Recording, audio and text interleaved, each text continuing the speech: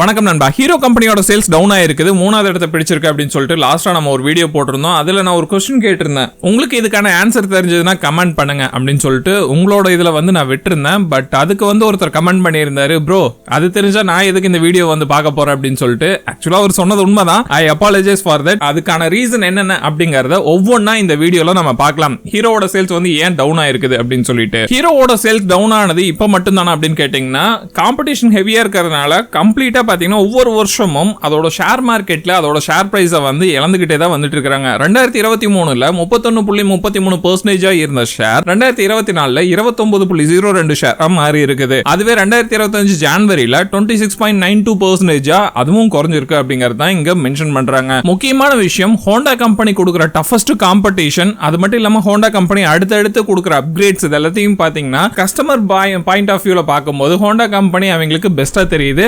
அதனால ஹீரோவோட மார்க்கெட் பாத்தீங்கன்னா ரொம்ப டவுன்ல இருக்குது இந்த டைம்ல.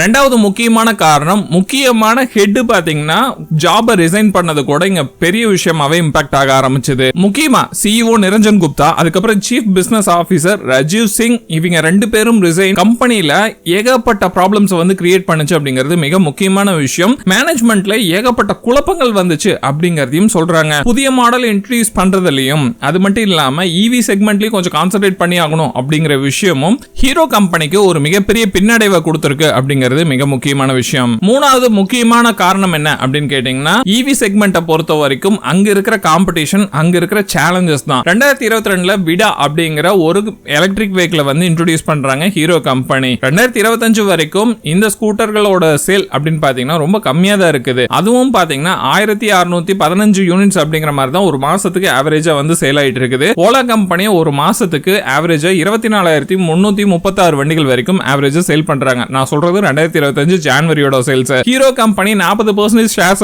ஏத்தர் எனர்ஜில வச்சிருக்காங்க. அந்த கம்பெனி நல்லாவே போயிட்டு இருக்குது, அதுல எந்த குறையும் இல்ல. பட் விடா பிராண்டுக்கு பாத்தீங்கன்னா அந்த அளவுக்கு எதிர்பார்ப்பு கிடைக்கல அப்படிங்கறது மிக முக்கியமான விஷயம். நாலாவது ரொம்ப ரொம்ப இம்பார்ட்டன்டான விஷயம், என்னதான் ஹீரோ கம்பெனி எல்லா விஷயங்களையும் பெஸ்டா பண்ணியிருந்தாலும் வாங்கணும்ல, கஸ்டமர் கிட்ட அந்த அளவுக்கு பணம் இருக்கணும். ரீசன்ட் டைம்ல நிறைய பைக்குகளோட பிரைஸ் எல்லாமே ஏறிட்டு இருக்குது. வருஷத்துக்கு 4 ல இருந்து 5 தடவை ஹீரோ கம்பெனியே பாத்தீங்கன்னா பிரைஸ் ஏத்திட்டு இருக்காங்க. ஒரு வருஷத்துக்கு ஆவரேஜா 2500 ரூபாய் வரைக்கும் குறையாம பிரைஸ் ஏறுது. 100cc செக்மெண்ட்டை சொல்றேன். இதுவே மத்த சிசி செக்மெண்ட்ல எல்லாம் இன்னுமே பிரைஸ் அதிகமா தான் ஏறிட்டு இருக்குது. இந்த மாதிரி விஷயங்களும் பாத்தீங்கன்னா ஹீரோ கம்பெனிக்கு ஒரு மிகப்பெரிய பின்னடைவா இருக்குது. ஏன்னா இப்ப மார்க்கெட்ல 100cc பைக் வாங்கணும் அப்படின்னு சொல்லி போனீங்கன்னாவே மினிமம் ஒரு 80,000 ரூபாயாவது இருக்கணும். அப்படி ஒரு நெசசரிக்கு நம்ம மார்க்கெட்ல இருக்கிற பிரைஸ் ரொம்ப ரொம்ப அதிகமாயிருச்சு. இதனாலேயே மிடில் கிளாஸ் பீப்புளால நிறைய பேரால அஃபோர்ட் பண்ண முடியல. இதுவும் பாத்தீங்கன்னா ஹீரோ கம்பெனியோட சேல்ஸ் பயங்கரமா அடி வாங்கினதுக்கு ஒரு முக்கியமான காரணமா இருக்குது. ஏன்னா ஒரே மாசத்துல பாத்தீங்கன்னா 2,88,000 வண்டிகள் வரைக்கும் பாத்தீங்கன்னா சேல் அடி வாங்கியிருக்கு அப்படிங்கிறது பெரிய விஷயம் இல்ல. அஞ்சாவது முக்கியமான பாயிண்ட் என்னன்னா, இன்வென்டரி அதுக்கப்புறம்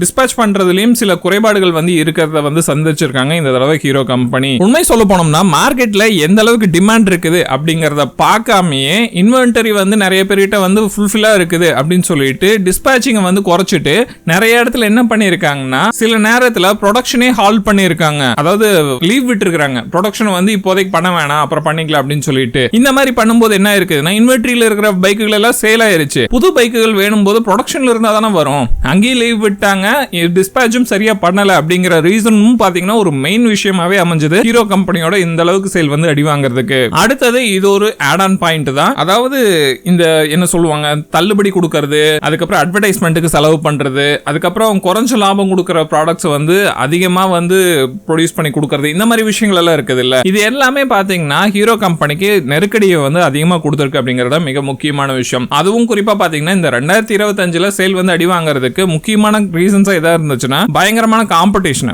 கட்டும் போட்டி. ரெண்டாவது நிர்வாக மாற்றங்கள்ல ஏற்பட்ட குழப்பங்கள், அது ரொம்ப ரொம்ப இம்பார்ட்டன்டான விஷயம். மின்சார வாகனத்தோட குறைந்த தாக்கம். ஏன்னா ஹீரோ கம்பெனியோட விடா V1 எப்போ வந்துச்சு, 2022ல வந்துச்சு. ஆனா இப்ப வரைக்கும் சக்சஸ் பண்ண முடியல. உதாரணத்துக்கு டிவிஎஸ் ஐக்யூப் ஆகட்டும், பஜாஜோட சேத்தக் ஆகட்டும், நம்ம மார்க்கெட்ல ஒரே ஒரு வண்டிகள் தான் வச்சிருக்காங்க அந்த கம்பெனிகள். ஆனா மார்க்கெட்ல நல்லாவே சேல் ஆயிட்டு இருக்குது. அந்த அளவுக்கு பாத்தீங்கன்னா ஹீரோ கம்பெனியோட ஈவி அந்த அளவுக்கு சேல் ஆகல. அது மட்டும் இல்லாம வாடிக்கையாளருக்கு என்ன தேவை அப்படிங்கறத கரெக்டா அண்டர்ஸ்டாண்ட் பண்ணல. முக்கியமா கையிருப்புல எவ்வளவு வாகனங்கள் இருக்குது, அது ஒரு மாசத்துக்கு போதுமானதா அப்படிங்கறத கரெக்டா கால்குலேட் பண்ணாம டிஸ்பேச்சிங் குறைச்சிக்கிட்டு கம்ப்ளீட்டா பாத்தீங்கன்னா ப்ரொடக்ஷன்ல இருந்த விஷயங்களையும் பாத்தீங்கன்னா சரி கொஞ்சம் ஸ்லோவா பண்ணிக்கலாம் அப்படின்னு சொல்லிட்டு பண்ணது கூட இந்த மாதிரி சேல் அடி வாங்கினதுக்கு முக்கியமான காரணங்களா அமைஞ்சது. சோ இந்த ப்ராப்ளம்ஸ் எல்லாத்தையும் ரெக்டிஃபை பண்ணி ஹீரோ கம்பெனி மேல வருவாங்களா அப்படிங்கறத நம்ம பொறுத்திருந்து தான் பார்க்கணும். இந்த வீடியோ உங்களுக்கு பிடிச்சிருந்துச்சுன்னா எப்போ சொல்ற மாதிரி தான் மறக்காம லைக் ஷேர் கமெண்ட் பண்ணுங்க. அடுத்த வீடியோல சந்திக்கலாம் நண்பா. டடா.